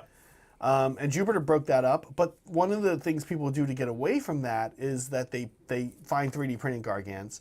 I don't really have a problem with that on its face. My main problem is that they don't fit the setting anymore. They don't look like the rest of their other non 3D printed Gargants. There's a famous, that, yes, but also they just don't look like they're in the setting. They look like they're in a different game, like Kingdom Death or something, right? I would say that I've seen there's one famous 3D print like where there's one for each. Yeah. And I just don't. I think I like them. It's not your jam. If I saw them, I'd be cool. I played against them one time, and I was like, I could not. I was like, it looks like you were playing a different game than me. Like you brought your Conquest models, or you brought your some other game models to this game. I guess I feel like I'm sort of okay with that generally. Where I struggle with it is where it's a mixture in the same army. Like that if too. all the aesthetic is the same but it's different, I'm like, cool, this is just like a tribe of Gargants that hasn't been documented in the GW like book on Gargants. And that's fine. Like they look different, but yeah, when you've got like the GW aesthetic coexisting in the same army with some third-party aesthetic, that's where I struggle. Fast. Yeah. And I think I largely agree with you, Brett, about the third-party thing. Like, I have seen other third-party armies. The problem with Gargants is that when you bring four third-party Gargants and put them on the other side of the table, they're so there. Yeah. They're so there. They're so present. Yeah. They're just... Maybe Gargants are the one exception. Yeah, the one that people use, and there is actually a Forge World Gargant that also doesn't fit the aesthetic. Oh yeah. He's like tall. He's way more slender. Mm-hmm. His pose is like more menacing, without being kind of having like the almost slightly like comedic chill out, like don't take this too seriously vibe of a Gargant. And I just Jupiter. This model looks great. You're not here because you're playing in Boise Cup right now. Good luck in Boise Cup. And if you do watch this, next time I talk with you, I commend you for making these scratch builds out of the kit because it looks GW. It looks like like my witch elves match this now. Thank you. I appreciate it. Okay. Yeah, this model looks amazing. This is a new person. Welcome. Midgar. Just like really nice, clean Nurgle. They had a few pictures. I don't know that I picked the best one, but I really like this one. Great job, Midgar. Yeah. I'm excited to see. Looks like there's some basing left to do still. Mm-hmm. But yeah, this is going to be. I'm excited to see where this army ends up. I really like. There's some classic Nurgle colors on the rider, but I'm excited to like the wings. Being blue is kind of cool. Being blue is a really neat touch. You don't see a lot of blue in Nurgle. No. Yeah. And I like it too. I agree. I hadn't noticed that actually until you brought up, and then I'm seeing them like, oh yeah. And actually there's some good pictures of the wings in the Discord. Mm-hmm. Yeah, really nice work. And welcome. This is Polly. Polly pinging some terrain and doing a really nice job at it. I really like this. I had seen pictures of the Scaventide terrain, but had not seen it in person and only sort of seen the box art. It's cool to see kind of the terrain painted up by a really good painter. The OSL looks great. I love the sort of overarching palette, Polly, that you chose here. It all looks like it goes together, you know? It's like and I'm imagining that you have other terrain that you're planning to use this with that this is meant to match. Well, okay, so here's the deal with this train. The way Spearhead works, Brett, is you actually kind of need to use these exact pieces. Sure, yeah. Not really. But you can use these as scatter in a larger game, right? AOS. And I think what you said, it was actually kind of one of my issues with this. Oh, okay. Yes, of course. Here's the problem. People are allowed to have different opinions. People are allowed to have different opinions. It is actually matched versions of existing terrain. Oh, yeah. Except it's been Skaven-fied. You see how they put the bell on it? You're and right. you see the graffiti? Yep. So my problem with this terrain here now, outside of Spearhead, is like, cool, the Skaven like found 3 small pieces. They did just a little bit of graffiti. They snuck in. You could graffiti up the rest of your terrain, You'd but have then to it's just graffiti up all Skavenified. which could also be cool. Which is cool. But then like, Or you buy like 4 sets of this. right. Because I imagine some people are not going to be interested in the terrain. Right. Actually, that's very true. You could probably get this online for free. I kind of Not want, free, I for kind cheap. of just want, like I went into the GW store the week before Skaventide came out, and I was talking with a store manager. I was like, he was trying to sell me on pre-ordering a Skaventide box. I was like, I don't collect Skaven or Stormcast. I'd really just be buying it for the terrain. And he's like, yeah, you're probably not going to buy a $260 box set for 4 pieces of scatter terrain. Did you start to walk away? And he was like, wait a minute. Can we start over and you pretend I didn't say that? Yeah. I want to change my answer. Yeah, he tried to keep going, actually. It was an awkward conversation. But then again, you might. I was like, I play Seraphon. Do you want to sell me on some Seraphon models? Like, the book's really nice. I was like, yeah, you also sell that on its own. Also, I can just buy the GHB. Oh, Also, $15? Okay, I'm going after the stream to grab a set or 2. Yeah, and the thing is, these do exist, like these walls and stuff come, and I have them, Yep. the stuff already. It's just you have to get clever, or only a few of your things are gonna be Skavified. It's gonna look weird. Hey, but that was about Polly's painting. Awesome painting. Yeah, great job painting. The OSL looks great. The Skaven crystal, the green light from the crystals, the orange yellow light from the flame flames. looks nice. Yeah. The flames are really nice technique. Yeah. Okay, here we've got Seppi, who I think I saw in chat earlier today. This is like this very monochromatic, almost like black and white Yeah. cabbage dragon, which is called a Maw Crusher. There it is. And I love it. At first look, I was like, oh, it's not exactly attention grabbing, but it kind of is, actually. Like, what I really like about how chilled out the palette is how cool the like horns or spines all look. Like, really good spine and horn work. Yep, for sure. I completely agree. Also, Seppi did this cool thing where they magnetized the rider, and it can be put on an infantry base. So I don't actually know if that character has an option for being on foot. I'm not super familiar with the army, but he can be. Okay, so this one kit, he's got a scenic base so that the foot posing kind of matches. Cool. That's awesome. Yeah, it's a neat touch. This thing on the back also is an ogre thing that he's used here, but it works. Like, you wouldn't know unless you knew that. You wouldn't be like, that doesn't make sense. And I'm still not. Very That cool. doesn't make sense. Yeah. It's they all worship the same god. Right. They just call it different names kind of get into different aspects of it. Yeah. I think that Seppi did an awesome job with this artistic direction and the color palette choice. The thing that I thought when I saw this was, you know, that like poster print style where everything's in black and white or grayscale, but then there's like one element that is some very bright, very saturated color. Yes. I feel like I'm not saying Seppi chose to do this here or that they should do this, but like what this made me think of is, what if you were to like do that on a miniature where you have this very desaturated, almost like monotone grayscale, or even just shades of a different color. They like often will use red. Yellows and browns. Yeah. But then there's like this one element that's, I guess you kind of did this with the Fire Slayer army you painted, where you were like, everything was monotone, but then you had like magma or something. Yeah, kind of. But not really, but I know what you're talking about. Yeah. So like the color palette is like overwhelmingly has this like super heavy filter applied, But then there's this one element in the model that doesn't have the filter applied that's just very saturated. Yeah. Anyway, this made me think of that, and I'm like now super keen to try that on an army. Yeah, I think like red and yellow. You typically see like red or yellow. Yeah. They do that in Schindler's List with the little girl. Yeah. They do like Frank Miller stuff, kind of like Yeah. that kind of happens. Yeah. Yeah. I'm curious to see that applied to a miniature. Oh, this is Voodoo Fairy.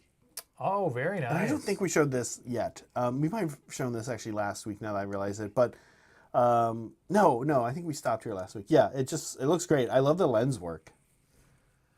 There's so many lenses on this model. Yeah. The copper looks really nice. Copper looks like extra good. I really like. It's not verdigris, but it's just like, tarnished. Dirty copper. Yeah, which I really like. The basing complements the model really well. I'm curious what.